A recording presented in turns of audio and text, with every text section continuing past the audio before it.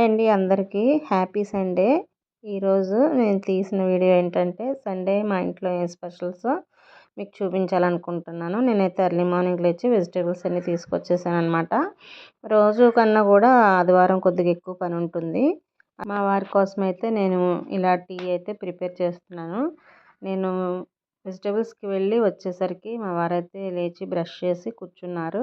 ఇక వారి కోసం అయితే నేను ఇలా టీ అయితే ప్రిపేర్ చేస్తున్నాను. ప్రతి సండే అనుకుంటూ ఉంటానండి ఈరోజు నేను రెస్ట్ తీసుకోవాలి అని, కానీ ఆ రోజే పనులు ఎక్కువ ఉంటాయి. ఇలాగే వెజిటేబుల్స్ తీసుకొచ్చినవన్నీ కూడా నేను ముందుగా ఫ్రిడ్జ్లో సర్దేసి ఆ తర్వాత వంటల్లోకి వెళ్ళిపోయాను అనమాట. ఇక బ్రేక్ఫాస్ట్ అయితే మాది ఈవేళ చికెన్ అయితే ప్రిపేర్ చేస్తున్నాను. అదేనండి గారెల్లోనికి చికెన్ అయితే ప్రిపేర్ చేస్తున్నాను. ముందుగా ఆయిల్ వేసుకొని ఆనియన్స్, టమాటా, చిల్లీ అన్నీ వేసుకొని బాగా ఫ్రై చేస్తున్నాను అనమాట. మనకి ఏంటంటే వెజిటేబుల్స్ తేవడం ఒక ఎత్తు అయితే అవన్నీ కూడా ఫ్రిడ్జ్లో సర్ది పెట్టుకోవడం అది ఒక ఎత్తు అనమాట. అలాగే వాళ్ళకి మా పిల్లలకి కానీ మా వారికి కానీ ఏ స్పెషల్స్ కావాలో నేను అన్నీ ముందు రోజే ప్రిపేర్ చేసుకొని ఏం కావాలో అవన్నీ అడిగి నేను ఇంకా ఎర్లీ మార్నింగే లేచి నా డ్యూటీలోకి నేను వెళ్ళిపోతాను అనమాట. ఇలా బ్రేక్ఫాస్ట్ ఏం కావాలని అడిగినప్పుడు గారెలు, చికెన్ కర్రీ అని అడిగారు పిల్లలైతే. వాళ్ళ కోసం నేను ఇది మార్నింగే నేను చికెన్ కర్రీ అయితే ప్రిపేర్ చేసేస్తున్నాను. ఇక రైస్లోనికి అలాగే గారెల్లోనికి కూడా ఉంటుందనేసి ఇక బ్రేక్ఫాస్ట్లోనికి రైస్లోనికి కూడా మాకు ఒకటే కర్రీ అయిపోతుంది కాబట్టి ఈజీగా పని అయిపోతుంది కదా. మేము కూడా చర్చికి వెళ్ళడానికి టైం సేవ్ అవుతుంది కాబట్టి కర్రీ అయితే ముందుగా ప్రిపేర్ చేసేస్తున్నాను. ఇలా చికెన్ వేసి జింజర్ గార్లిక్ పేస్ట్, సాల్ట్, కారం, పసుపు అన్నీ వేసిన తర్వాత కొద్దిగా వాటర్ వేసుకొని ఇలా కుక్కర్లో అయితే పెట్టేస్తున్నానండి. ఈ మధ్య చికెన్ తినకూడదు అని చాలామంది అంటూ ఉన్నారు కదా. ఆ భయంతోనే మేము ఒక 2 months నుంచి చికెన్ అయితే తెచ్చుకోలేదు. ఇక పిల్లలైతే ఈ వారం ఖచ్చితంగా మాకు చికెన్ కావాలని అడగడంతో ఇంకా తప్పలేదు. అయినా బయట బాగానే తింటున్నారని చెప్తున్నారు. అందుకని ఇగోండి కుక్కర్ అయితే ఆఫ్ చేసేసి నేను 3 whistles వేసిన తర్వాత గారెల కోసం బాండి పెట్టుకొని ఆయిల్ వేసాను.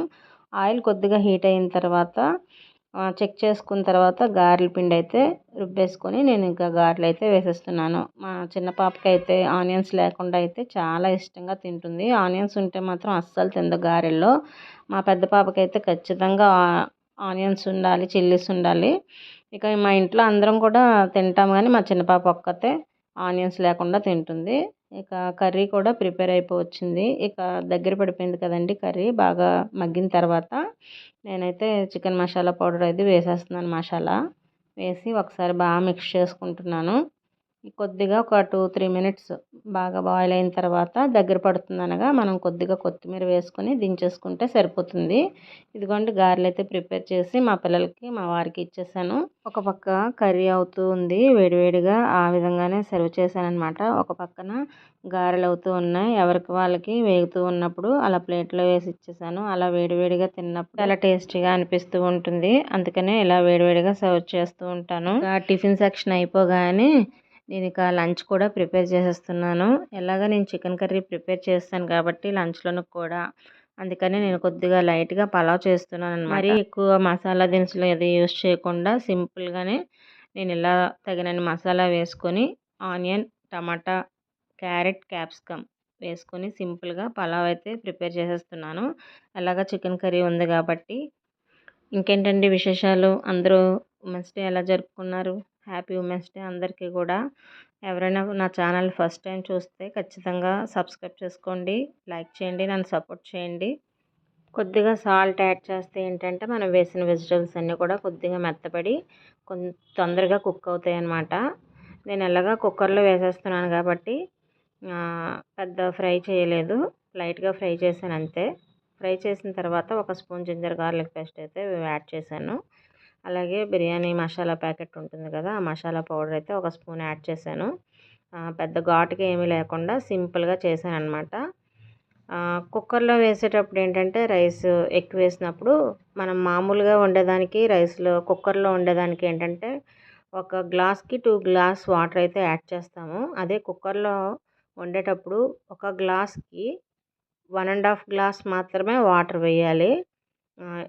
కొద్దిగా ఎక్కువైనా సరే రైస్ అనేది మెత్తగా అయిపోతుంది అనమాట. అలా కాకుండా ఒక గ్లాస్కి 1.5 glass వాటర్ కానీ ఒక గ్లాస్కి ఒకటింపావు వాటర్ యాడ్ చేసినా సరిపోతుంది. ఇక అంతకన్నా ఎక్కువ యాడ్ చేస్తే కుక్కర్లో మెత్తగా అయిపోతుంది అనమాట, పొడి పొడిగా రాదు. ఈ విధంగా నేను మొత్తం అన్నీ కూడా మిక్స్ చేసుకొని ఒక గ్లాసు రైస్ వేసేసుకొని తగినన్ని వాటర్ అయితే వేసుకున్నాను.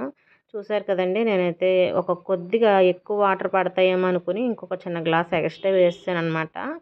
అది కొద్దిగా మెత్తగా అయిపోయింది, అందుకే మీకు చెప్తున్నాను. ఒక గ్లాసుకి 1½ గ్లాస్ వాటర్ అయితే కరెక్ట్గా సరిపోతుంది. చూసారా, నేను ఎక్స్ట్రా ఇంకో గ్లాస్ వేసేయడం వల్ల కొద్దిగా మెత్తగా అయింది. కొద్దిగా టేస్ట్ కోసం ఒక స్పూన్ నెయ్యి అయితే వేసాను. టేస్ట్ అయితే చాలా బాగుంది, కాకపోతే కొద్దిగా మెత్తగా అయిందనమాట.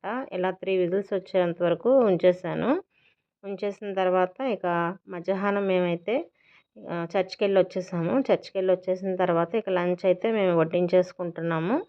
ఇలా కింద కూర్చుని ఫ్యామిలీ అందరం చక్కగా కబుర్లు చెప్పుకుంటూ, టీవీ చూస్తూ, నవ్వుకుంటూ తినడమే మాకు ఇష్టం అనమాట. ఈ మా లంచ్ అయితే ఇలా కానిచ్చేసాం. ఇక సండే అయితే ఇలా గడిచిపోయిందండి, హాఫ్ డే అంతా కూడా. మీ అందరికీ ఈ వీడియో నచ్చిందని అనుకుంటున్నాను. నచ్చితే తప్పకుండా లైక్ చేసి, షేర్ చేసి, సబ్స్క్రైబ్ చేసుకోండి.